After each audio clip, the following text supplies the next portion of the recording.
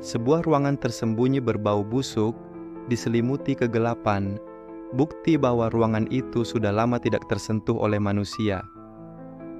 Kuak, aku terbatuk karena debu yang masuk ke mulut dan hidungku. Tetap saja, saya merasakan kegembiraan. Tolong biarkan hal yang saya rindukan ada di sini. Saat saya melihat dengan hati-hati melalui ruangan gelap, saya melihat sebuah kotak kayu yang tampak kuno. Saya mendekatinya dengan hati-hati dan menyentuh kotak yang tertutup debu. Saat jari-jariku melakukan kontak, sesuatu muncul dengan suara udara yang mengalir deras. Desir. Kuak. Aku mundur karena terkejut dan membuat jarak dengan kotak itu saat aku melihat seekor ular muncul. Namun anehnya, ular ini memiliki mata berwarna putih seperti padang salju. Ketika saya melihat mata putih bersih itu, rasa takut memenuhi tubuh saya. Tiba-tiba, fakta bahwa tidak ada satupun tikus di ruangan ini masuk akal. Ular itu terus mengancam saya dengan suara mendesis dan lidahnya yang menjulur. Itu mencoba untuk menghentikan saya dari mendapatkan ke kotak. Saya terpaksa mengayunkan obor di tangan saya ke arah ular itu. Panasnya, serta percikan api yang berterbangan, seharusnya menakuti ular itu. Wah, tapi meski obor di tanganku bergerak, ular itu tidak bergerak. Sebaliknya, dia terus menatapku dengan mata putih bersihnya. Apakah ular ini tidak takut api? Aku memutuskan untuk menggunakan pedang di pinggangku, dan saat aku meraih pedangku, namun, mungkin merasakan ancaman, ular itu menundukkan tubuhnya dan dengan cepat menghilang saat melarikan diri ke suatu tempat. Aku menghela napas lega. Menangkap ular tidaklah sulit, tapi matanya yang seputih salju membuatku merasa tidak nyaman. Sebelum ular itu memutuskan untuk kembali, saya segera membuka kotak itu. Ada sesuatu di dalamnya. Selembar kertas menguning yang sepertinya akan robek kapan saja hanya dengan satu sentuhan. Ya, pasti sudah ada di sini selama sekitar 600 tahun, tetapi meskipun ada perubahan warna, sepertinya ada yang dilakukan untuk merawat kertas agar tulisannya tetap utuh. Aku merasa seperti aku akan menangis. Tetapi saya tidak yakin apakah ini yang saya cari. Ada yang aneh dengan isi kertas itu. Untuk mengetahui esensi sebenarnya, dari Sword Immortal aku telah datang sejauh ini, tapi apakah ini benar-benar buku yang berharga? Apalagi, kertas itu berisi pola menyeramkan dan aneh yang digambar dengan tinta merah, persis seperti tulisan dari Demonic Cult. Nah, tujuan saya adalah untuk menghilangkan sumbatan di tubuh saya.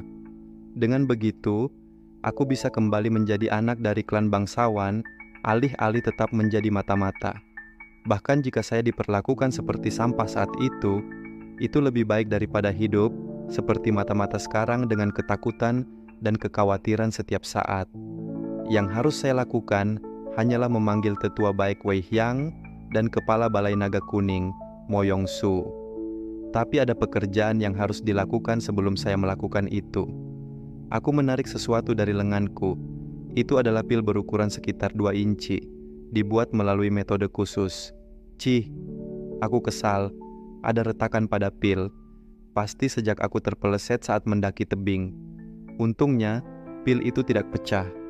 Saya dengan hati-hati melipat kertas yang berisi teknik pedang dan meletakkannya di dalam pil. Fiuk. Saya tidak yakin apakah saya bisa menelan ini. Tetap saja, saya membuka mulut dan memasukkan pil itu dengan paksa menelannya karena saya menyesal tidak membawa air. Aroma pil hampir membuatku muntah. Kuak, rasanya seperti memakan akar pohon tua yang sudah kering dan busuk. Alasan saya memilih untuk menelannya sederhana saja. Ini adalah tindakan balasan saya. Tidak peduli berapa banyak saya diberitahu bahwa saya akan dibantu. Selama mereka adalah pejuang, mereka akan menginginkan ini. Dri. Segera setelah menelan pil, saya menuju ke belakang ruangan dan membuka pintu batu. Saya kemudian pergi ke rongga di tengah gua dan mengetuk dinding. Ketukan, ketuk, ketuk. Itu adalah kode sinyal ke aliansi Murim. Prajurit biasa mungkin tidak bisa mendengar ketukan kecil seperti itu. Tetap saja, sinyalnya akan terdengar oleh tetua baik Wei Hyang yang dikenal sebagai salah satu dari 5 prajurit hebat dari aliansi Murim dan Mo Yong-su yang terampil. Tak heran, keduanya tampil tak lama. Apakah kamu menemukannya? Seorang pria parubaya dengan bahu lebar dan janggut yang tampan. Dia adalah baik Wei Hyang, sesepuh dari aliansi Murim. Pria muda yang berdiri di sampingnya dengan mata tajam adalah Mo Yong-su, anak tertua di keluarganya. Melihat mereka berdua, aku tersenyum. Ya, lebih tua. Itu ada di sini. Wajah kedua orang itu menjadi cerah mendengar kata-kataku. Tidak ada yang lain di sini bagi mereka selain itu, harta surga, dan mudah untuk mengetahui perasaan mereka, bahkan tanpa kata-kata. Mo Yong-su, kepala Balai Naga Kuning, bertanya padaku, "Di mana itu? Catatan pedang abadi? Sebelum itu pastikan untuk menepati janji yang kamu buat. Sebuah janji untuk menghilangkan sumbatan di tubuhku." Saya mendengar bahwa pemahaman mendalam penatua baik Wei Hyang tentang meridian tubuh dapat membantu memulihkan aliran qi yang jelas ke tubuh saya. Saya merasa sedikit menyesal karena mereka mempercayai saya, tetapi sebagai mata-mata, saya harus memastikan bahwa saya mendapatkan apa yang dijanjikan. Penatua baik Wei Hyang kemudian tersenyum. Hahaha, benar, itu benar. Kita harus melakukannya dengan benar. Dia kemudian melirik Mo Yong-su. Pria yang merupakan kepala Aula Naga Kuning kemudian mengeluarkan pedangnya dari pinggangnya. Pedangnya diselimuti cahaya ungu. Seng, itu adalah Fam Dagger dari keluarga Moyong. Saat dia tiba-tiba menghunus pedangnya, aku mundur karena terkejut. Apa yang sedang kamu lakukan? Jika kamu tidak mau memberikannya kepadaku, kamu akan mati. Mo Yong-su mengarahkan pedangnya padaku. Jika saya tidak segera mundur, dia akan menikam saya saat itu juga. Jantungku berdegup kencang karena terkejut akan hal ini, tapi aku, yang telah hidup dengan kecemasan seperti itu, tidak akan begitu patuh pada ancaman. Jika saya memberikan ini, apakah kumpalan darah di tubuh akan hilang? Sehat? Apakah ada alasan bagiku untuk membuatmu tetap hidup? Ah, nyata, aku akan gila di sini. Keduanya dibutakan oleh teknik Sword Immortal. Setelah mendapatkan harta karun itu, mereka berencana untuk segera membunuh dan memusnahkan jejak saya.